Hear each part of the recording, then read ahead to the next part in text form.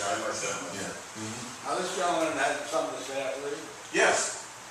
What if somebody comes up with a very thin sheets of 6 thin sheets of paper, so you don't realize ahead of time that his poem is 6 pages long? It depends on how it takes to read. 5 minutes, all depends. So yeah, it depends on how long you can go through that 6 pages for one thing. Also, you could have like a little volume of poetry hidden behind a podium, and be so excited that he's really not aware of how much time he's taking. Well, one thing is, you get serial abusers, and at a certain point, somebody has to pull them aside and say, whether they do it directly in front of the audience, publicly or privately, but let them know that they're consistently going over their time. Yeah, And they need to learn exactly. how to time. You can introduce him to one of Satan's slaves. Yeah. Then if someone occasionally goes over or whatnot, it's not that big a problem. But if someone consistently goes over, then yeah, your audience is going to learn. And your audience is going to grow as soon as they walk up, because they know what they're in for. Okay, this reminds me of something else. The same series that had this very tight 5-minute timer with a timer also had a policy where the host tried to keep people from leaving by giving them sort of like lottery tickets, so that everybody would stay to the end and they would be able to win a prize. And that was the first series where I heard the expression poetry slut. But it referred to a person who in an open mic reads their piece and then leaves. This was a problem that I started to see a lot more in the 90s during open mics. And I regret to say there was an event here at Beyond Baroque one day where there were 2 featured poets with an open mic meetings in between. One featured poet read and there was an intermission, and a lot of her fans left at that point. During the second segment, as people read in the open mic, they read and left. And by the time the second featured reader came on, there were 6 people left, including myself. And that was a problem. It does look bad if you come there and read your piece and then you run out. It is, discourages other poets. On the other hand, trying to drive people to stay is like a ridiculous idea to me. Because what happened with that series is one night when I was there, and I think there were 23 people signed up for the open mic. By the time I got up there, the people were still sitting there because they had their little lottery tickets, but they were buckless. They were out of it. And I'd rather see a smaller audience that is wide awake than a large audience that is falling asleep. Thank God you guys are here. Yeah. Well, they also, in their reading, if they pulled your number and you weren't there, they would publicly shame you. Say that again. They would let you know, though. So, because they gotta get your name, and so they call your name. And if you weren't there, they let everyone know that you left. So, but there's also responsibility on the host to keep the reading under control. That, honestly, if you've got a 3-hour reading, I'm not going to blame some people for leaving. Do we have any questions from the audience? Let's start with Dave. Somebody mentioned the Iguana Cafe, and I read there in 1990 or 91 or something. I really liked that place. I was wondering if somebody could tell me what the arc of that was, when it started, when it died, and because it's not there anymore. Oh, Ellyn behind you is actually the person. We got an extra chair up here. Well, Richard, you too. I don't know. You know what, Ellyn, why don't you take my spot? I need to eat.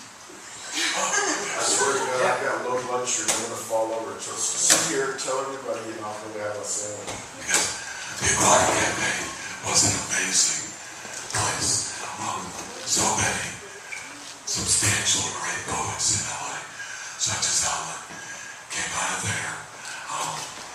It did close, mostly because of the usual stupid financial reasons. And Well, just to give the background, that was the Iguana Cafe was located in the San Fernando Valley in North Hollywood, at the juncture of Camarillo Street and Lankershim Boulevard. And it was near a second-hand bookstore. called the Ellyn Bookshop, which was next to a video store called the Odyssey. Odyssey's still there, isn't it? The Odyssey is still there. Okay, yeah. The Ellyn moved, but it's still functional. And the man who started it, Tom Modiano, opened it as a cafe, but he, from the very inception, I believe it opened in 1989. From the very inception, he had a music night and a spoken word night. I don't think he called it poetry. I don't think he called it poetry, and spoken word night. And I believe it was just those first two, it was just 2 nights a week, and then it sort of became every night there was something happening there. And eventually, like Murray said, there were financial difficulties, they raised the rent and so forth. So he relocated to another part of the San Fernando Valley, Van Nuys, and he called this place Exile Books and Music.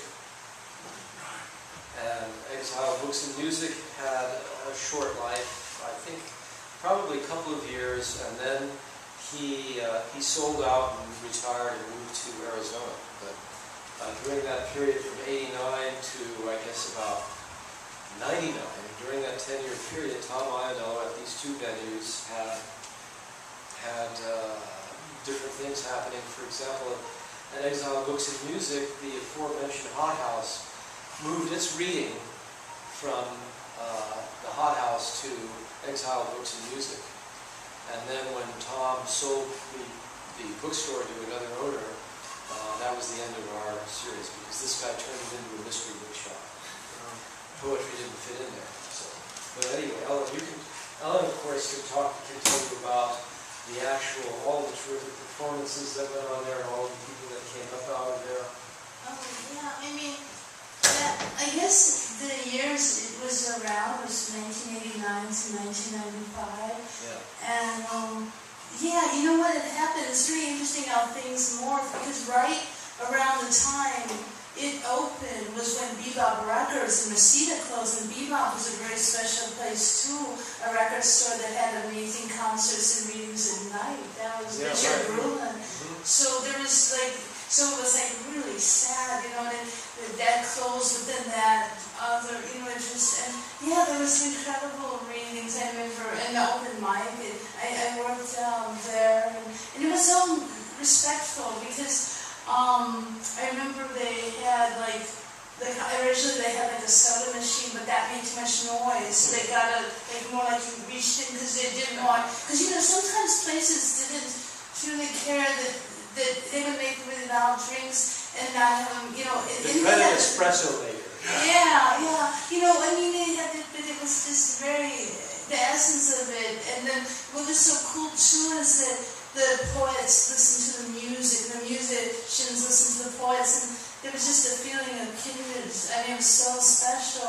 And I knew it, honestly, at the time. It was like one of those like cafe walls. It was like historic. I knew the people, I mean, I just felt like we were in an era that I didn't know how, you know, it was just very special repercussions, that there was just a lot of, it was wonderful. And you know what I find too, the personalities of the people, like Tom had just, you know, just this intense like way, and Richard, a lot of the special places each have totally different personality, but that is very much a part of it, you know. Used to be like they're very passionate about it. You know, like Richard from say Bebop would make, he's a painter, he's a fine artist. He made a poster for every single show, and they're gorgeous. If you see them, I mean, they are just hand painted for every show, and they have this incredible stuff. It was magical, I mean, you know, and yeah, it absolutely was. It was a special time.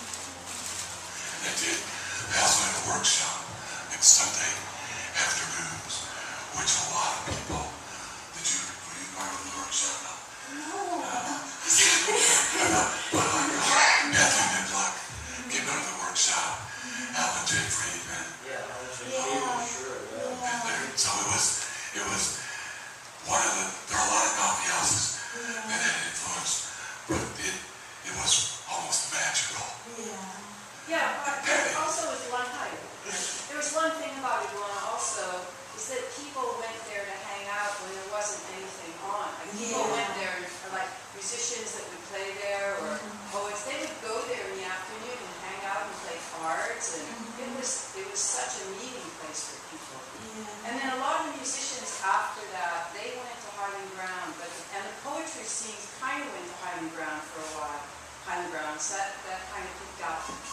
musicians that have gone to, That was a great. found a reading. home. Yeah, and Ground. What did you say? I said, that was a great reading of Highland Grounds. He did the Hunter Grounds reading on his step. There were so many readings Yeah, there. I think it had to do with whoever